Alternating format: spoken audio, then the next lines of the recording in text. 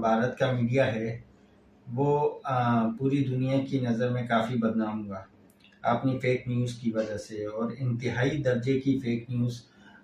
ایسا لگ ہی نہیں رہا تھا کہ یہ نیوز چینلز ہیں، کارٹون نیٹ ورک لگ رہے تھے۔ تو کارٹون نیٹ ورک بھی اس طریقے کی، جیسے انتہائی ٹام اینڈ جیری ٹائپ کے فضول کے جو کارٹون ہوتے ہیں، تو اس طریقے کے کارٹون نیٹ ورک لگ رہا تھا انڈیا کا نیوز چینل۔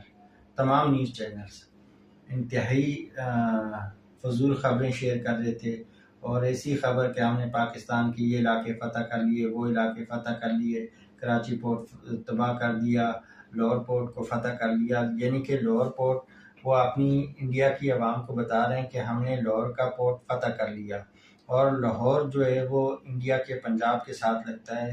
تو وہ تمام نیوز چینل میں بیٹھے لوگ یا ان کی جتنی بھی تمام انڈینس، ان کے دماغ میں ایک سیکنڈ کے لیے بھی یہ بات نہیں آئی کہ ہمارے پنجاب میں سمندر کہاں ہے۔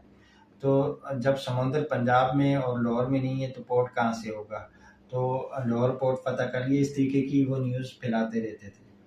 لیکن یہ شرمندگی کی تھوڑی سی حرکت یہ والی پاکستان کے بھی ایک نیوز چینل نے کی۔ کل وہ خبر دے رہا تھا انڈین پارلیمنٹ کی، لوک سبھا جو ہے انڈیا کی، اس لوک سبھا کے اندر جو کانگریس کا ایک ممبر تھا وہ خطاب کر رہا تھا، اور وہ نریندر مودی کو اسی جنگ کے حوالے سے کافی سنا رہا تھا۔